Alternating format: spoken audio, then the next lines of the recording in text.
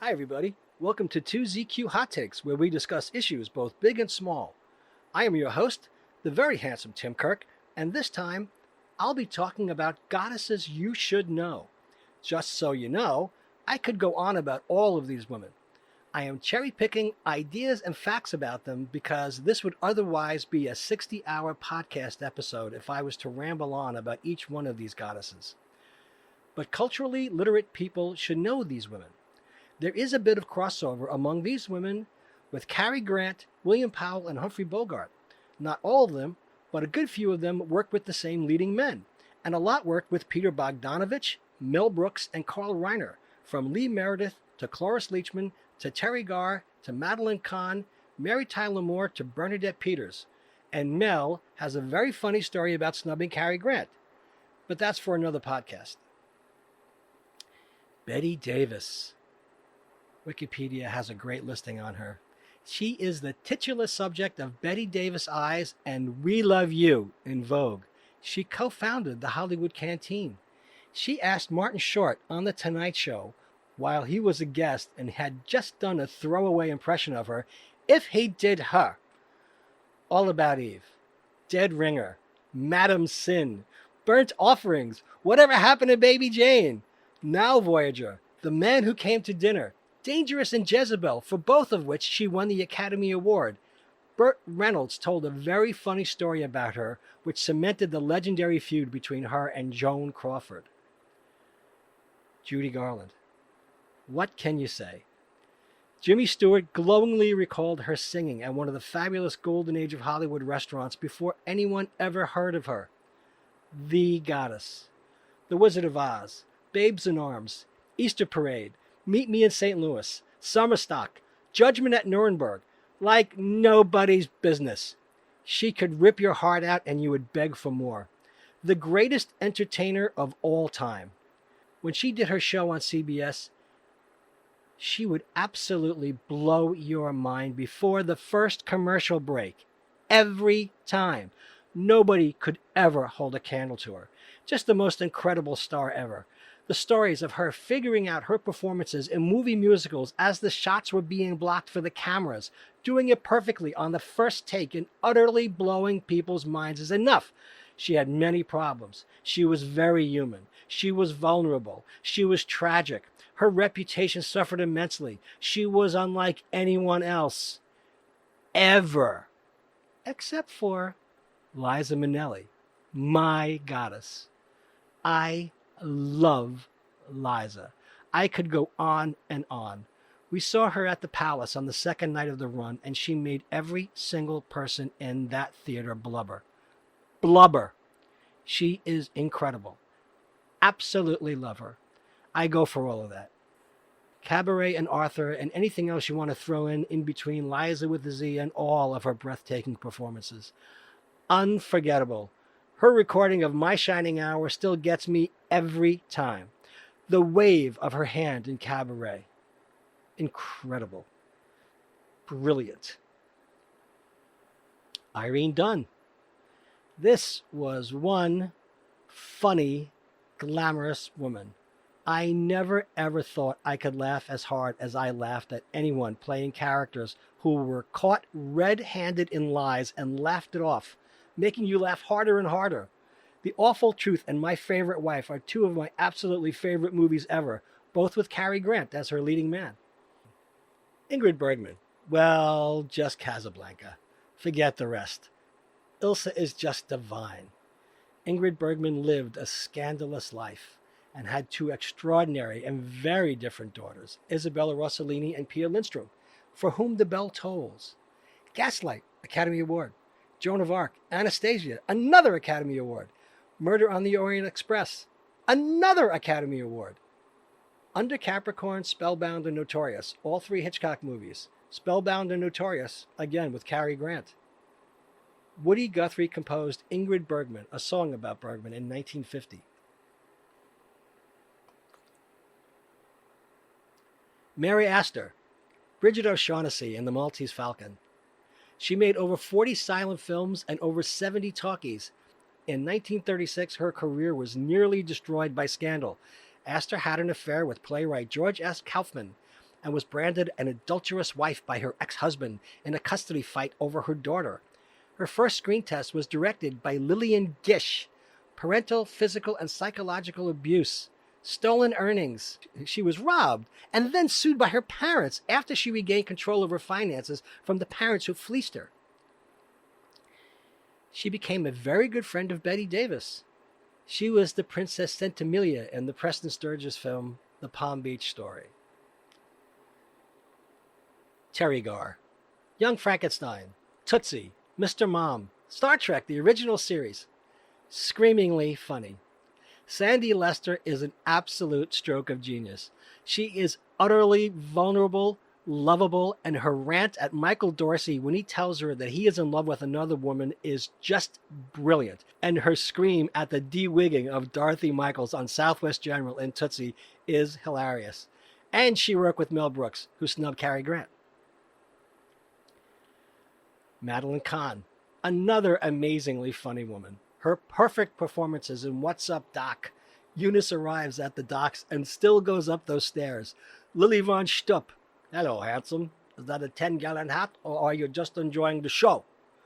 Blazing Saddles, High Anxiety, Young Frankenstein. Elizabeth warning Frederick about taffeta and singing Sweet Mystery of Life is just perfect. Put her in the Pantheon. She graduated from Hofstra, just like Lainie Kazan and Francis Ford Coppola, and she worked with Mel Brooks, who snubbed Cary Grant. Cloris Leachman, again, Mary Tyler Moore, Mel Brooks, Blucher, Academy Award for The Last Picture Show. Phyllis Lindstrom, 10 Cents a Dance, amazing. Nurse Diesel, and she worked with Mel Brooks, who snubbed Cary Grant. And Mary Tyler Moore, an Irish Catholic girl from Ocean Parkway in Flatbush. She played a nun opposite Elvis in Change of Habit. Laura Petrie, Mary Richards. She gave David Letterman and Michael Keaton jobs on her show. The ice-cold Beth Jarrett in Ordinary People. Oh, man. And she worked for Carl Reiner, who worked with Mel Brooks, who snubbed Cary Grant. Bette Midler. Born in Honolulu, Hawaii. She was named after Bette Davis. She sang at the Continental Baths with Barry Manilow as her accompanist. The Rose, Beaches, Wind Beneath My Wings. She just about made Johnny Carson cry. She did Seinfeld. She did The Simpsons. She owned a horse with Krusty the Clown, Crudler. The Nanny, Murphy Brown, Hocus Pocus. She did everything. Fiddler on the Roof, Hello Dolly. Just a goddess. Madonna. Say anything you want. Vogue, like a prayer. Come on, Vogue. Vogue, Vogue, Vogue, Vogue, Vogue. Jennifer Saunders, Eddie. Eddie Monsoon. Edina Monsoon. Edwina Monsoon. She does PR, sweetie. PR. She buys art. You only work in the shop, you know. You can drop the attitude. Everything. Everything from Absolutely Fabulous. Everything. Oh my God, I love her. French and Saunders had been on the BBC for 30 years. She was on The Young Ones. She was on Roseanne. She was on Friends. She's a great driver. She was on Top Gear. She is married to Adrian Edmondson, otherwise known as Vivian Bastard of The Young Ones. She's Eddie, forever in my heart. Joanna Lumley, Patsy Stone, Patsy. We saw her on Broadway in La Bette with David Hyde Pierce and Mark Rylance.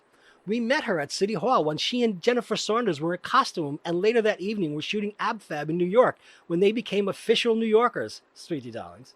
The greatest, most decadent female character ever, Patsy Stone. Born in India, she was married to Jeremy Lloyd of the BBC TV fame. She was best friends with Linda McCartney, and she and Chrissie Hynde gave the eulogies at her remembrances. Connie Booth, Polly Sherman, the witch who weighed the same as a duck and is made of wood. It's a fair culp. She co-wrote all of Fawlty Towers with John Cleese. This is a brilliant mind. Brilliant. She became a psychotherapist later on. She married John Lahr, the son of Bert Lahr, who is a very well-regarded theater critic. Deborah Messing. She went to Tisch. She did Ned and Stacy. Grace Adler. Like me, she was born in Brooklyn. She did Seinfeld. She did Smash. She did Vita Mita Vegemin on Will and Grace. I love her. Sarah Vaughan. She was one of the great ladies of jazz. She was from Newark. She won amateur night at the Apollo and got to open for Ella Fitzgerald. She could play that piano. She worked with Billy Eckstine. Her nickname was Sass, although she often spelled it Sassy. My favorite of all her recordings is her rendition of It's the Lovely. Critic Gary Gittins described her as the ageless voice of modern jazz, of giddy post-war virtuosity, biting wit, and fearless caprice. He concluded by saying that no matter how closely we dissect the particulars of her talent, we must inevitably end up contemplating in silent awe the most phenomenal of her attributes, the one she was handed at birth, the voice that happens once in a lifetime, perhaps once in several lifetimes. You bet. Ella Fitzgerald, the First Lady of Song, Queen of Jazz, Lady Ella, talk about scat singing. Born in Virginia, grew up in Yonkers. Her mother died after a car accident when she was 15, and that caused a tumultuous change in her life. She worked as a lookout at a bordello and with a mafia-affiliated numbers runner. She never talked publicly about that time in her life. When the authorities caught up with her, she was placed in a colored orphan asylum in Riverdale in the Bronx. When the orphanage proved too crowded, she was moved to the New York Training School for Girls, the state reformatory school in Hudson, New York. While she seems to have survived during 1933 and 1934, in part from singing on the streets of Harlem, Fitzgerald made her most important debut at age 17 on November 21st, 1934, in one of the earliest amateur nights at the Apollo Theater. She worked with Chick Webb. You can't even begin to think critically about this woman. She was sent from above. What a voice. What talent. Ella Fitzgerald Sings the Cole Porter Songbook, released in 1956, was one of the first of 8 songbook sets Ella Fitzgerald would record for Verve at irregular intervals from 1955 to 1964. The composers and lyricists spotlighted on each set taken together represent the greatest part of the cultural canon known as the Great American Songbook. Her song selections ranged from standards to rarities and represented an attempt by Fitzgerald to cross over into a non-jazz audience. The sets are the most well-known items in her discography. While recording the songbooks and the occasional studio album, Fitzgerald toured 40 to 45 weeks per year in the U.S. and internationally. Louis Armstrong, Duke Ellington, Count Basie, nothing else matters. Frank Sinatra was her biggest fan. Lucy, Vita Mita Vegemin, Jamestown, New York, Mission Impossible, Star Trek, Lucille Desiree Ball, Hoodlum Boyfriends, Communist Party affiliations, Fred and Ginger, The Three Stooges, The Marx Brothers, Buster Keaton. Ball's close friends in the business included perennial co-star Vivian Vance and film stars Judy Garland, Ann Sothern, and Ginger Rogers, and comedic television performer Jack Benny. She was also friends with Mary Wicks and Mary Jane Croft. All except Garland appeared at least once on her various series. Former Broadway co-stars Keith Andes and Paula Stewart also appeared at least once in her later sitcoms, as did Joan Blondell, Rich Little, and Anne Margaret. Ball mentored actress and singer Carol Cook and befriended Barbara Eden when Eden appeared on an episode of I Love Lucy. In 1959, Ball became a friend and mentor to Carol Burnett. She remained friends with Desi until his death. She was the absolute greatest comedienne of all time. And what she did for the medium of television is incalculable. Ain't nobody will ever be like Lucy. I love Lucy. Jean Arthur, born in Plattsburgh, New York. Arthur's first marriage to photographer Julian Anker in 1928 was annulled after one day. She married producer Frank Ross in 1932. They divorced in 1949. She had no children by either union. She died in 1991 at 90. No funeral service was held. She was cremated and her remains scattered on the coast of Point Lobos, California. Arthur was a reclusive woman. News magazine Life observed in a 1940 article, next to Garbo, Jean Arthur is Hollywood's reigning mystery woman. She was the queen of Capricorn. Mr. Deeds goes to town. You can't take it with you. And Mr. Smith goes to Washington. The Devil and Miss Jones, Shane.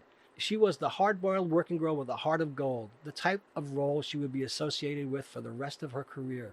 She taught at Vassar. One of her students was Meryl Streep. She suffered from stage fright. She appeared on Broadway many times.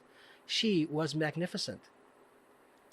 B. Arthur, Maud and Dorothy's Bornak. Roles to kill for. Lovers and Other Strangers. What a Riot. Another one for Brooklyn. She was in the Marines, and she worked with Betty White and Cloris Leachman. She worked with Mary Tyler Moore, with Carl Reiner, and she worked with Jerry Stiller, who was on Seinfeld, and Richard Castellano, who was Clemenza in The Godfather, directed by Francis Ford Coppola, who went to Hofstra, as did Madeline Kahn, who worked with Mel Brooks, who snubbed Cary Grant. Judy Holliday. Like Lucy, in 1952, Holliday was associated with communism, the clear inspiration for Madeline Kahn. Born Yesterday. Like Jean Arthur, she was a Democrat who supported Adlai Stevenson. She sang with Comden and Green, and Leonard Bernstein was their accompanist. She replaced Jean Arthur in the Broadway play Born Yesterday. Author Garson Kanin wrote the play for Jean Arthur, who played the role of Billy, but left out of town for personal reasons. Kanin then selected Holliday, 2 decades Arthur's junior, as her replacement. In his book Tracy and Hepburn, Kanin remembers that when Columbia bought the rights to the film Born Yesterday, studio boss Harry Cohn would not consider casting the Hollywood unknown. Kanin, along with George Cukor, Spencer Tracy, and Katharine Hepburn, conspired to promote Holliday by offering her a key part in the film Adam's Rib. I adore her. Myrna Loy. She was Nora Charles, The Bachelor and the Bobby Soxer. Mrs. Blandings in Mr. Blandings Builds His Dream House, opposite Cary Grant, who was snubbed by Mel Brooks. Cheaper by the dozen. She had a small role in The Jazz Singer. She became a New Yorker. The Best Years of Our Lives and Airport 75. She was in at least 125 movies, including the original silent version of Ben-Hur. Deborah Messing was inspired by Myrna Loy in at least as many ways as Lucille Ball, and she looks a bit like her, too. Marie Dressler. Dinner at 8. W.C. Fields. Min and Bill. Tilly and Gus. She went out to Hollywood, did not test well, and her career withered. She was a great stage actress. She started acting in 1892. Anna Christie. She won the Academy Award for Best Actress in 1931. She starred opposite Charlie Chaplin in Tilly's Punctured Romance. Her career suffered. Dressler moved into a servant's room at the Ritz Hotel to save money. Eventually, she moved in with a friend, Neela Webb, to save on expenses. After finding work again in film in 1927, she rented a home in Hollywood on Hillside Avenue. Although Dressler was working from 1927 on, she was still reportedly living hand-to-mouth. In November 1928, wealthy friends Mr. and Mrs. Arthur Nuremberg gave her $10,000, explaining they planned to give her a legacy someday, but they thought she needed the money then. During her 7 years in Hollywood, Dressler lived with her maid Mamie Cox and later Mamie's husband Jerry. Jackie Cooper told the story of sleeping in her lap at the Academy Awards. She was absolutely incredibly funny. She was humble. She was no kid. She was great. She was Tugboat Annie. Tugboat Annie was the subject of a self-deprecating joke made by Christopher Hewitt as Roger Debris and the producers, a film by Mel Brooks, who snubbed Cary Grant. Lee Meredith. She is the very, very funny buxom nurse in The Sunshine Boys doctor sketch written by Neil Simon, and Ulla in The Producers, a Mel Brooks movie. Mel Brooks being the guy who snubbed Cary Grant. Bernadette Peters. the foremost interpreter of the works of Stephen Sondheim. We saw her in Follies and A Little Night Music. She was on the Sonny and Cher show. She was on the Carol Burnett show 11 times. She co-founded Broadway Barks with Mary Tyler Moore, who worked with Carl Reiner. Peters has a mixed breed dog named Charlie. She has adopted all of her dogs from shelters. She is literally amazing. She was in The Jerk with Steve Martin, directed by Carl Reiner, who worked with Mel Brooks, who snubbed Cary Grant. Well, there you go. Goddesses all. I love each and every one of them. Thanks for listening. See you next time. And as the kiddies say, peace out.